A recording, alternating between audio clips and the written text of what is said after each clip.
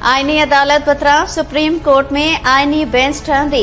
नवाज़ league, peoples party ऐं JUI 26 आईनी तरमीम जे मुसवदे ते इत्तेफ़ाक़ करे वरितो।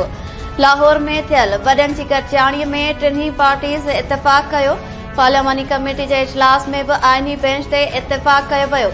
आईनी बेंच जी जोड़ जक वारा मामला बि ते सैयद खुर्शीद अहमद शाह जी सदारत हेठि पार्लियामानी कमेटी जे इजलास में हुकूमती ड्राफ्ट पेश कयो वियो। मुसवदे में आईनी अदालत बदिरां आईनी बेंच जो ज़िक्र थियल। ज़रियनि मूजिब मुसवदे में लिखियल आहे त आईनी बेंच जी जोड़ जक जुडिशल कमीशन कंदी। जुडिशल कमीशन जी जोड़ जक बाबति बि नए सिर कानून साज़ीअ जी तजवीज़। चीफ जस्टिस जी मुक़ररीअ जे मामले ते 3 सीनियर जजिस मां कंहिं हिक खे मुक़रर करण जी तजवीज़ ॾिनी वई। 3 सीनियर जजिस जा नाला पार्लियामानी कमेटी तजवीज़ कंदी।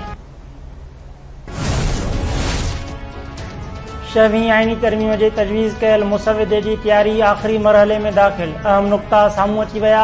ज़रियनि मूजिब 6वीं आईनी तरमीम जी तजवीज़ कयल मुसवदे में सुप्रीम कोर्ट जे 5 या 9 रुकनी आईनी बेंच क़ाइमु करण जी तजवीज़।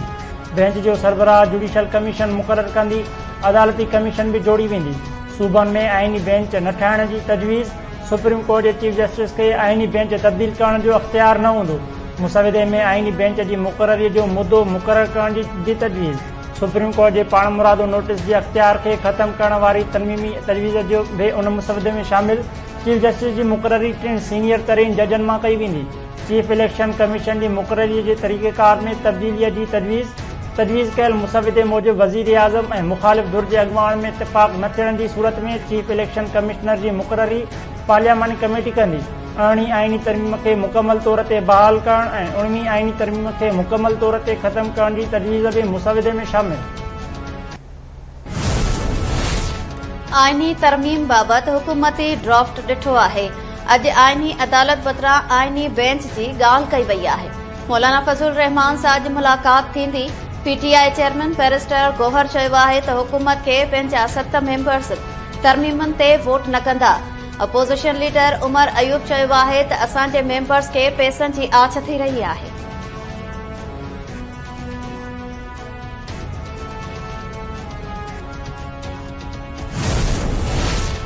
वज़ीर आज़म शहबाज शरीफ़ जी पार्लियामेंट हाउस में सदर हासिल ज़रदारी सां मुलाक़ात। आईनी तरमीम समेत मुख़्तलिफ़ मामलनि ते ॻाल्हियूं। वज़ीर आज़म शहबाज शरीफ़ सेनेट में इत्तेहादी जमातुनि जे सेनेटर्स खे बि मांझांदो ॾिनो। आईनी तरमीम बाबति बि सेनेटर्स खे एतमाद में वरितो वियो।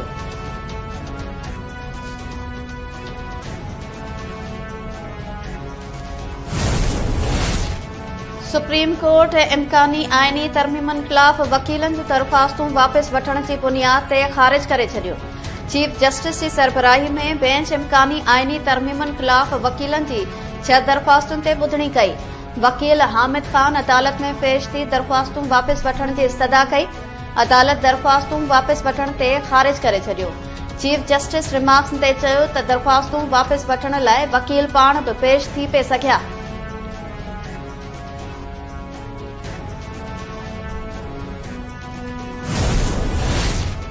शंघाई सहकार तंज़ीम जे इजलास सां पाक भारत लाॻापा बहितर थी सघनि था। भारतीय वज़ीर आज़म SCO कॉन्फ्रेंस में शिरकत करे हां त ख़ुशी थी आहियां। नून लीग जे सदर नवाज़ शरीफ़ जूं भारतीय सहाफ़ियुनि जे वफ़द सां ॻाल्हि ॿोल। नवाज़ शरीफ़ जो चवणु हो त भारतीय क्रिकेट टीम खे चैंपियन ट्रॉफी लाइ पाकिस्तान अचणु घुरिजे।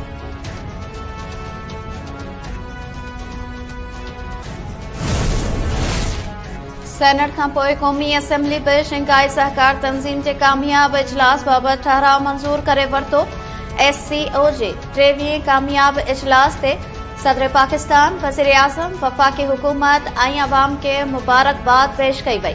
ठहराव में चयो वियो आहे त ऐवान SCO जा हदफ़ ऐं मक़सद हासिल करण लाइ पाकिस्तान जी हिमायत ऐं अज़म जे इज़हार खे साराहे थो। 27 सालनि बाद कामयाबी सां पाकिस्तान में शंघाई ताउन तंज़ीम जहिड़ो वॾो इवेंट थियो। इजलास जी मेज़बानी पाकिस्तान लाइ अहम संगमेल आहे।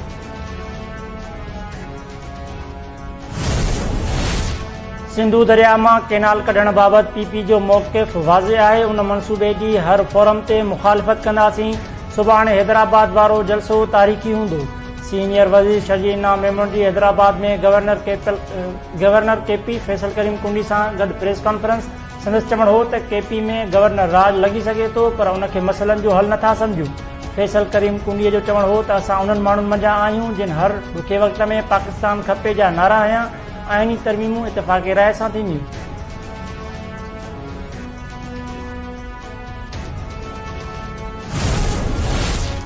पाक बहरिया जो उत्तर अरबी समुंड में कंबाइंड टास्क फोर्स सां गॾु मंशिया जे ख़ात्मे लाइ वॾो ऑपरेशन। शकी ॿेड़ीअ मां 1.3 टन चर्स हथ करे ज़ब्त कयो वियो। ISPR मूजिब ज़ब्त थियल चर्स जी आलमी मार्केट में मालियत तक़रीबन 26 मिलियन अमेरिकी डॉलर आहे। गॾियल ऑपरेशन हिमालय स्प्रेड में पाक बहरिया जे जहाज़ PNS Zulfiqar, maritime security agency जे जहाज़ PMS SS कोलाची, अमेरिकी बहरिया जे aircraft carrier USS Abraham Lincoln हिस्सो वरितो।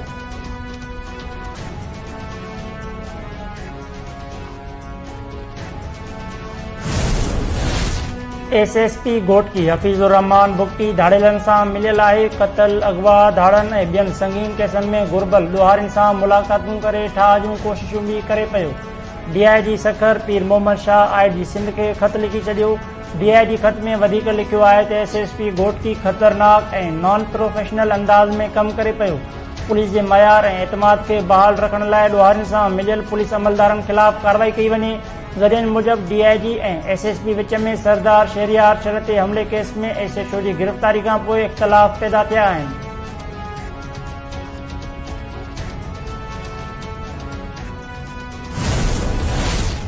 अॻूणे MPA शहरियार शहर ते हमले केस में गिरफ़्तार SHO रिमांड ते पुलिस हवाले।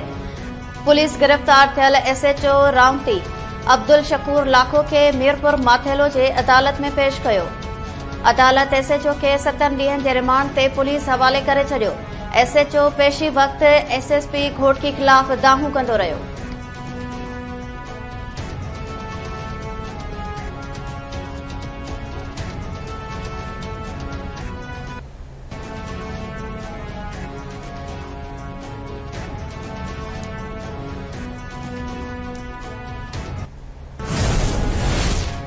सखर बिराज में जाली भर्तियूं थियण जो इंकशाफ। 1 खां 4 ग्रेड ताईं भर्तियुनि वारियूं 2 लिस्टूं जारी। KTN न्यूज़ 2 लिस्टूं हासिल करे वरितियूं। मुतहदा फेडरेशन बिराज ते भर्तियुनि ख़िलाफ़ एहतजाज करण जो ऐलान करे छॾियो। अॻवाननि चयो आहे त इंटरव्यू हिकड़नि खां वरिता विया, नौकरियूं वरी ॿियनि खे ॾिनियूं वयूं आहिनि।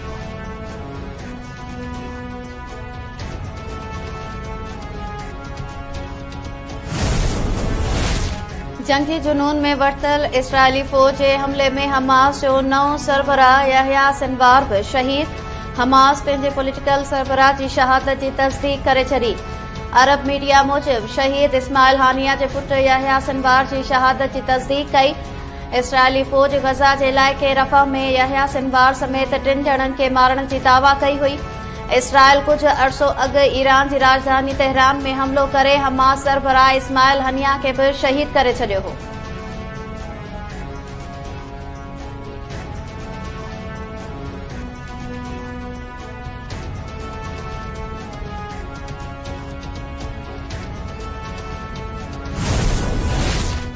पाकिस्तान ऐं इंग्लैंड विच में ॿी टेस्ट मैच दिलचस्प मरहले में दाख़िल।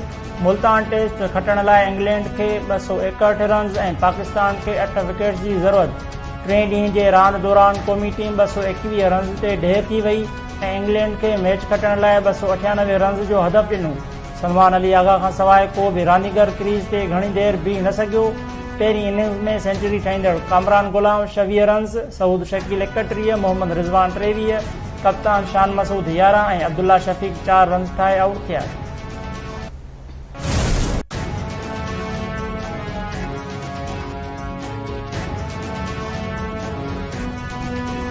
ऐं असां सिंधु जा वारिस आहियूं जे सिरे हेठि एकता ॾिहाड़ो 1 डिसंबर ते मल्हायो वेंदो। KTN न्यूज़ ऐं काविश जे सॾ ते एकता ॾिहाड़ो मल्हाइण वारे ऐलान खे भरपूर मोट।